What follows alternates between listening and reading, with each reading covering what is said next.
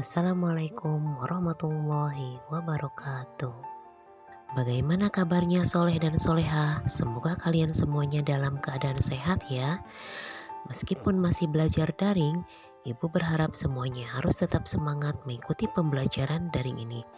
Tak lupa untuk selalu berdoa agar pandemi ini segera berakhir, sehingga kita bisa belajar tatap muka seperti biasanya lagi. Amin, amin, amin ya robbal alamin. Ibu ingatkan untuk selalu disiplin mematuhi protokol kesehatan di era new normal ini. 5M, memakai masker, mencuci tangan, menjaga jarak, menjauhi kerumunan, dan membatasi mobilitas serta interaksi. Pada pertemuan hari ini, kita masih membahas materi tentang interaksi antar negara-negara ASEAN. Submateri, pengaruh kerjasama bidang ekonomi, sosial, politik, budaya, dan pendidikan terhadap kehidupan di ASEAN, dan upaya-upaya meningkatkan kerjasama di antara negara-negara ASEAN. Adapun tujuan pembelajaran hari ini yaitu siswa dapat menuliskan pengaruh kerjasama bidang ekonomi, sosial, politik, budaya, dan pendidikan terhadap kehidupan ASEAN. Siswa dapat menuliskan upaya-upaya meningkatkan kerjasama di antara negara-negara ASEAN. A. Pengaruh perubahan ruang dan interaksi antar ruang terhadap keberlangsungan kehidupan ekonomi di negara-negara ASEAN.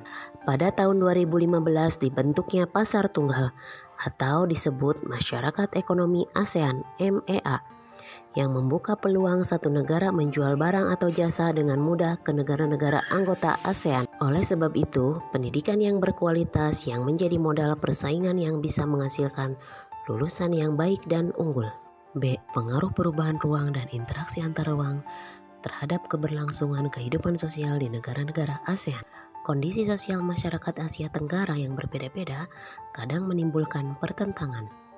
Contohnya, pada tahun 2015 ribuan pengungsi warga Myanmar membanjiri negara tetangga, yaitu Malaysia, Thailand, dan Indonesia dengan menggunakan perahu. Pengungsi ini dikenal sebagai manusia perahu.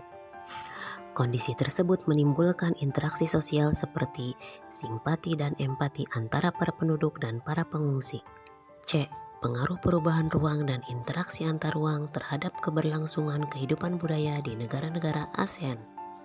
Kerjasama di bidang budaya telah terjadi secara berkesinambungan. Contohnya, Festival Budaya ASEAN (FBA), Perkemahan Budaya Serumpun ASEAN, dan industri musik. D. Pengaruh perubahan ruang dan interaksi antar ruang terhadap keberlangsungan kehidupan politik di negara-negara ASEAN. Contoh beberapa kasus yang terjadi di kawasan ASEAN yaitu 1. Sengketa perbatasan wilayah. Yang pertama, kasus Natuna yang diklaim sepihak oleh Tiongkok tahun 2009. Hal itu diprotes oleh Indonesia melalui Komisi Landas Kontinen PBB. Kasus kedua, Pulau Sibadan dan Legitan yang seharusnya milik Indonesia diklaim oleh Malaysia dan dikabulkan oleh Mahkamah Internasional. 2. Pekerja migran. Beberapa kasus pekerja migran yang menjadi perhatian negara-negara ASEAN antara lain kerja paksa tenaga asing dengan biaya murah dan perdagangan pekerja rumah tangga migran. E. Pengaruh perubahan ruang dan interaksi antar ruang terhadap keberlangsungan kehidupan pendidikan di negara-negara ASEAN. Perbedaan pola pengajaran antara negara ASEAN menjadi kendala besar ASEAN.